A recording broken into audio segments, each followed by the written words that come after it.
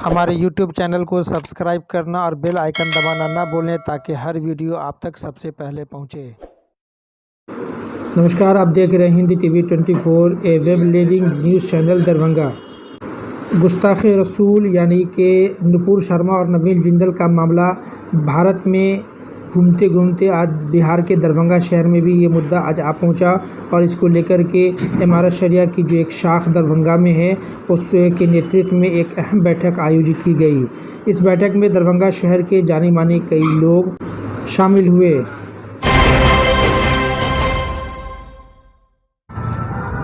गुस्ताख रसूल का मामला धीरे धीरे अब दरभंगा शहर में भी आ पहुंचा है।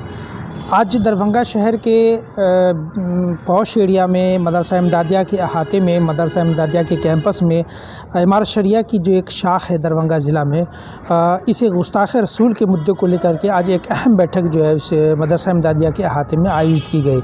इसमें दरभंगा शहर के जाने माने कई गणमान्य लोग उपस्थित हुए और सभी लोगों ने बैठ कर के इस पर चिंतन किया, मंथन किया और उसके बाद उन तमाम लोग एक नतीजे पे पहुँचे कि भाई हम इस मुद्दे को लेकर के हमें क्या हिकमत अमली, क्या लाहे अमली अपनानी चाहिए। इस मुद्दे को लेकर के आज सभी लोग फ़िक्रमंद दिखे, काफ़ी लोग जो है चिंतन और मंथन किया। आपको बताते चले कि ये जो मुद्दा है वो पूरे भारतवर्ष में अभी गरमाया हुआ है। ये मुद्दा हालांकि ये 20 दिन पुराना मुद्दा है। जो भारतीय जनता पार्टी के जो दो बड़े लीडर थे नुपुर शर्मा और जो नवीन जिंदल, उनका जो आपत्तिजनक बयान मोहम्मद सल्लल्लाहु अलैहि वसल्लम पर जो टिप्पणी आई थी उसको लगभग 20 दिन आज हो गए, लेकिन 20 दिन के बाद ये मामला दरभंगा में पहुंचा। उसके पीछे कई कारण हो सकते हैं।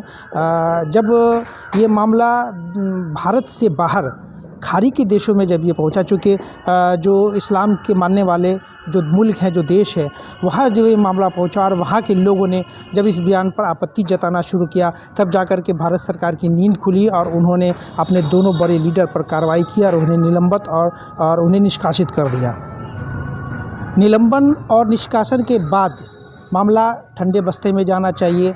हालांकि ये मामला ठंडे बस्ते में नहीं गया। लोगों की आपत्ति ये थी कि जिस तरह की आपत्तिजनक बयान इन दोनों नेताओं के द्वारा किया गया है, इस पर कार्रवाई होनी चाहिए, ठोस कार्रवाई होना चाहिए, क्योंकि इस देश के संविधान में सभी धर्मों का एक दूसरे का जो है वो ख्याल रखना, एक दूसरे पर जो किसी भी तरह की कोई टीका टिप्पणी नहीं करना, यहाँ के संविधान में लिखा हुआ है।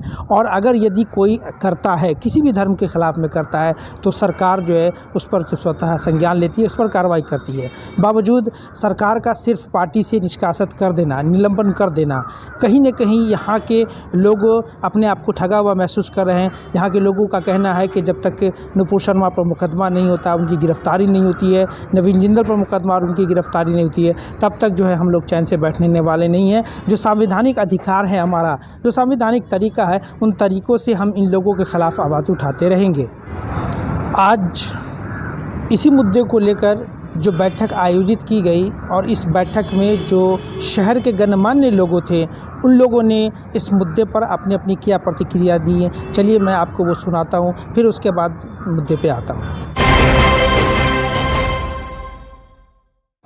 आज की मीटिंग जो है वो इमारत शरिया की जो तंजीम है दरभंगे में, साथ में जो हमारे इमारत शरिया के काजी साहब हैं, उनकी मदद से हम लोगों ने आज की ये मीटिंग बुलाई है इस सिलसिले में कि जो देखा जा रहा है कि हर चार तरफ से मुसलमानों के ख़िलाफ़ बातें की जा रही हैं, ख़ास तौर से, और हद तो ये हो गई कि आज हमारे पैगंबर मोहम्मद सल्लल्लाहु अलैहि वसल्लम के ऊपर इन लोगों ने अटैक शुरू किया है, जो किसी तरह से बर्दाश्त के लायक नहीं है।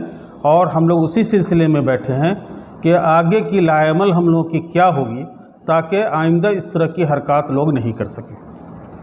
क्या आगे की कोई रणनीति बनी? आगे की रणनीति हम लोग इमारत शरिया को मानते हैं और इमारत शरिया की जो भी डायरेक्शंस होंगे उसको हम लोग फॉलो करेंगे, उसको हम लोग अमन्ना सदकना मानेंगे। साथ साथ आज हम मीटिंग में फ़ैसला होगा। वैसे मोस्ट प्रोबेबली हम लोगों को जो लगता है कि सारे लोग इस पर मुत्तफ़िक़ हैं कि उसको कंडेम किया जाए और हुकूमत वक्त से इस बात की गुजारिश की जाए कि वो अपने तौर पे भी मुकदमा कर जो भी लोग ज़िम्मेदार हैं इस तरह की हरकत करने में, उनको अरेस्ट किया जाए।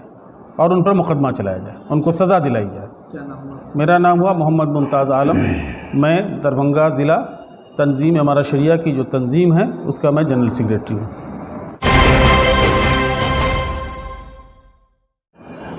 आज की जो बैठक बुलाई गई है, जैसा कि अभी हमारे सेक्रेटरी साहब ने कहा है, मोहम्मद सल्लल्लाहु अलैहि वसल्लम के शान में जो गुस्ताखियाँ की जा रही है, उसी सिलसिले में हम लोग यहाँ बैठे हैं।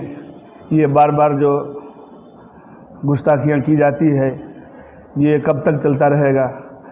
ये किसी भी हाल में मुसलमान बर्दाश्त नहीं करेगा, किसी भी धर्म के ख़िलाफ़।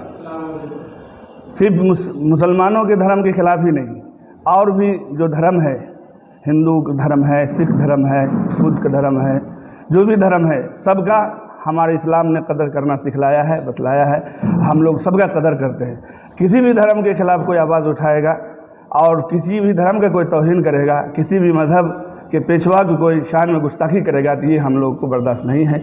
इसीलिए हम लोग यहाँ बैठे हैं कि आगे का जो लाहे अमल तैयार किया जाए, आगे क्या किया जाए। और हम लोग ये दरख्वास्त करते हैं कि जो गुस्ताखी करने वाले हैं उनको जल्द से जल्द अरेस्ट करें और उसको कैद करें। मसला ऐसा है कि आना पड़ा है। आपने देखा है कि पिछले 2-4 सालों में जो जुल्म ज़्यादती का सिलसिला चल रहा था, उसमें हम लोग कभी इस तरह की बैठक नहीं किए थे। लेकिन आज मसला इतना ऊंचे पर चला गया कि हुजूर की शान में गुस्ताखी होने लगी, तो आना पड़ा।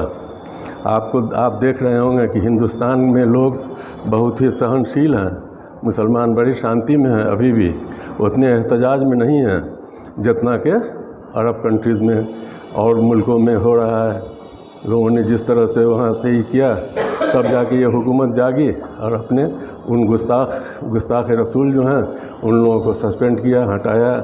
तो आगे ऐसा न हो, इसके लिए हम लोगों को लाहे अमल तैयार करना चाहिए। सब लोगों को एकजुट होकर तकरीर से खाली काम नहीं चलेगा, अमली तौर पर जोड़ने की ज़रूरत है। और हिंदुस्तान के कॉन्टेक्स्ट में हम लोगों को इस तरह का एक मुआशरा बनाना होगा जिसमें हम दोनों कौम मिल के कैसे रहते आए हैं, उसको हम कैसे रहेंगे, इसको जोड़ने की ज़रूरत है।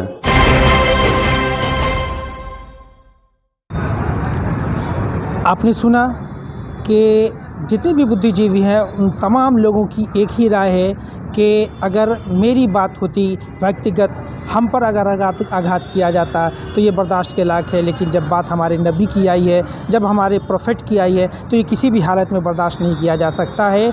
और जो भी संवैधानिक अधिकार इस देश में हमारा है, क्योंकि हम इस देश के भी हम उतने ही हकदार हैं जितना कि दूसरे धर्म के मानने वाले लोग हैं, तो हमारा जो संवैधानिक अधिकार इस संविधान ने लिख रखा है, उस संवैधानिक अधिकार के अंतर्गत, उस संविधान अधिकार के मातहत जो हमें कर सकते हैं वो हम करेंगे।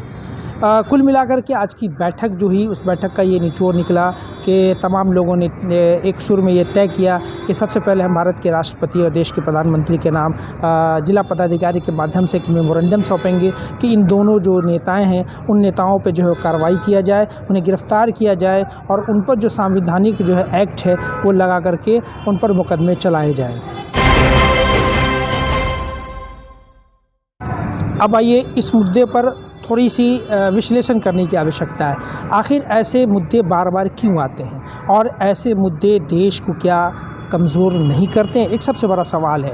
ये समझने वाली बात उन राजनेताओं का है कि महज अपनी रोटी सेकने के लिए, वोट बैंक की रोटी सेकने के लिए वो देश को मजबूत बना रहे हैं कि देश को कमज़ोर बना रहे हैं। हालांकि इस मुद्दे पर विपक्ष भी बोल रहे हैं, लेकिन दबी ज़बान बोल रहे हैं। हालांकि विपक्ष को खुल करके इस मुद्दे पर बोलनी चाहिए था, लेकिन विपक्ष के जितने बड़े नेता हैं उनकी प्रतिक्रियाएँ तो सामने में आई, लेकिन खुल करके वो बोलने से परहेज़ कर रहे हैं। अब देखना ये है कि इस मेमोरेंडम के बाद अगली रणनीति यहाँ की जो मुस्लिम तंजीम है उनकी क्या होगी। क्या इसे मेमोरेंडम या अलग अलग जो संवैधानिक तरीके अपनाने के बाद क्या इन दो बड़े नेताओं पर सरकार के द्वारा कोई कार्रवाई होती है या नहीं होती, ये तमाम चीज़ें देखने वाली बात होगी। दरभंगा सहित देश दुनिया की बाकी ख़ास खबरों को देखने के लिए देखते रहे हमारा हिंद TV 24। धन्यवाद।